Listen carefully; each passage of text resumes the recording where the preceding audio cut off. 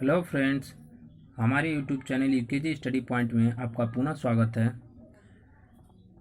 कल हम class 12 physics के पहले चैप्टर वैद्युत आवेश तथा वैद्युत क्षेत्र का एक टॉपिक था वैद्युत आवेश, फिर दूसरा था कूलाम का नियम। तो हमने कूलाम के नियम पर चर्चा किया था, जिसमें आपको मिला था F = 1/4πε0 × Q1 Q2/r², जो दो आवेशों के बीच लगने वाले बल को बताया गया है कूलाम के माध्यम से। आज हम उसी टॉपिक को आगे चर्चा करेंगे और हम ε0 का मान निकालेंगे। तो ε0 का मान कितना आता है और कैसे आता है वो हम चेक करते हैं। चूँकि F = न्यूटन, यानी बल को न्यूटन में मापते हैं और आवेश को कूलाम में और दूरी को मीटर में, इसलिए इन सब का प्रयोग करके हम यहाँ से ε0 का मान निकालेंगे। तो देखते हैं।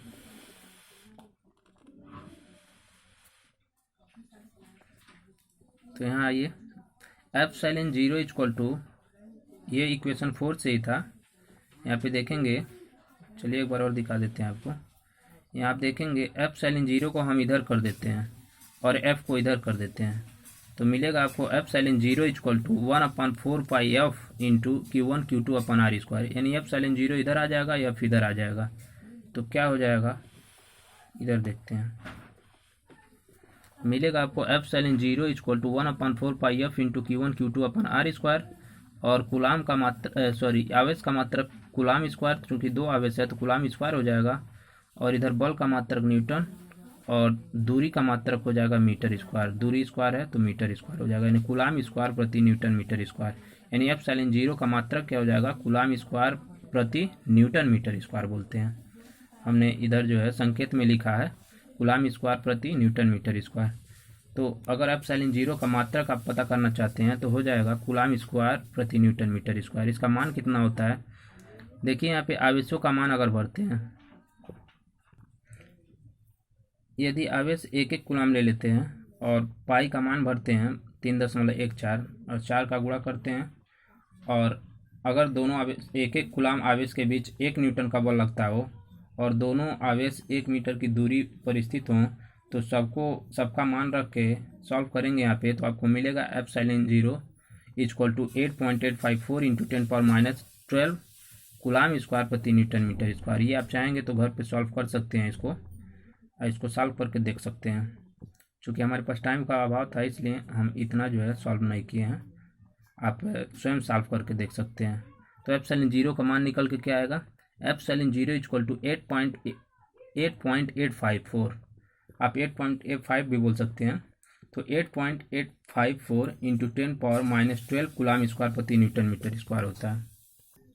इस तरीके से हम अगर 1/4πε का मान निकालते हैं ε0 का, तो 1/4πε0 = हो जाएगा 1/4 पाई का मान 3.14 गुणे ε0 का मान अभी हमने निकाला 8.85 × 10⁻12 कूलाम स्क्वायर प्रति न्यूटन मीटर स्क्वायर।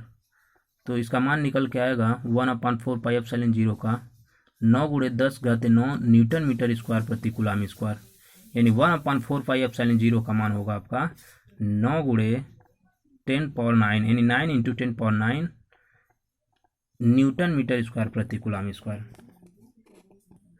तो इस तरीके से आपको 1/4πε0 का भी मान मिल गया।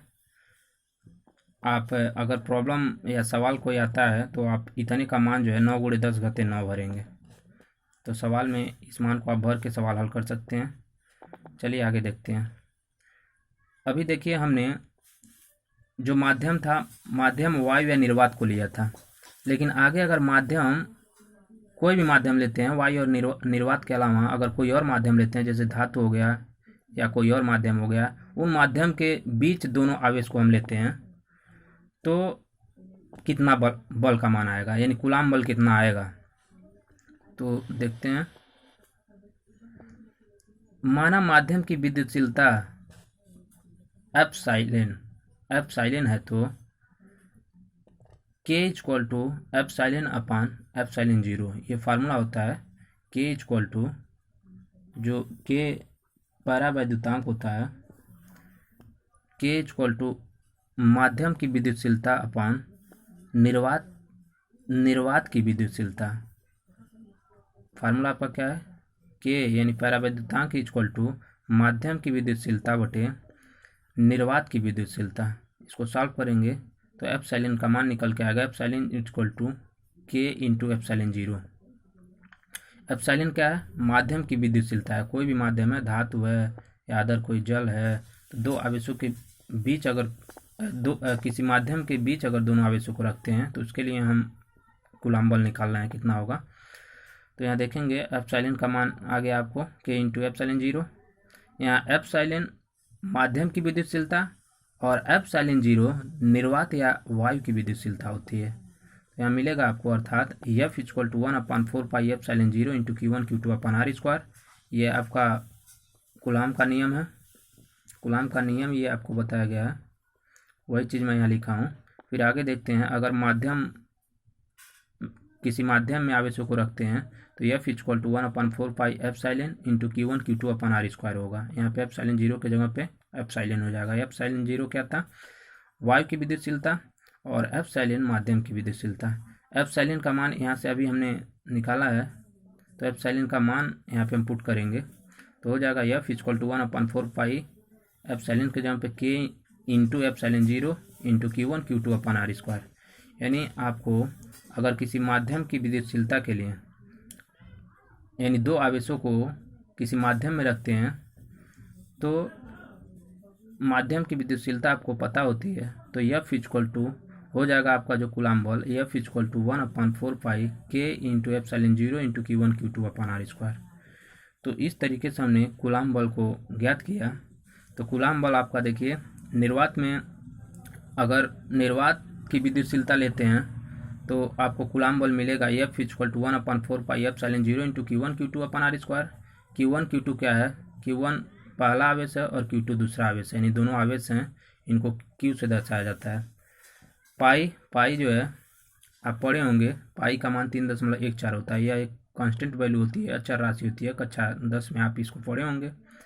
इसका मान 3.14 होता है। एप्सिलॉन जीरो निर्वात या वायु की विद्युतशीलता होती है, जिसका मान अभी हमने बताया 8.85 × 10⁻⁻12 कूलम्ब स्क्वायर प्रति न्यूटन मीटर स्क्वायर होता है। आर दोनों आवेशों के बीच की दूरी होगी। तो ये आपका कूलम्ब बल रहा। अगर दोनों आवेशों को किसी माध्यम में रखते हैं तो माध्यम के लिए कूलम्ब बल क्या हो जाएगा, F equal to 1/4 K into epsilon zero into Q1 Q2 upon R square. यहाँ पे के जगह पे जैसा जो माध्यम है उस माध्यम का विद्युतशीलता या परावैद्युतांक दिया रहेगा, तो वहाँ पे के जगह पे आप पुट कर सकते हैं। जैसे वायु के लिए 1 भर सकते हैं या अदर माध्यम के लिए अलग अलग होता है, वो आपको वैल्यू दिया रहेगा। तो इस तरीके से आपने कूलम्ब बल निकालना सीखा। ये बोर्ड की दृष्टि से, बोर्ड एग्ज़ाम की दृष्टि से बहुत इम्पॉर्टेंट होती है ये टॉपिक, इसलिए आप इसको अच्छे से कवर कीजिएगा और अच्छे से ध्यान से इसका नोट्स बना के आप समझ लीजिएगा और पढ़ लीजिएगा। तो आज हम इस वीडियो में कूलम्ब के नियम को पूर्ण किया। अब अगला टॉपिक अगले वीडियो में हम देखेंगे। फ़िलहाल इतना के लिए, अगर आपको ये वीडियो पसंद आया हो तो चैनल सब्सक्राइब करना ना भूलें। धन्यवाद।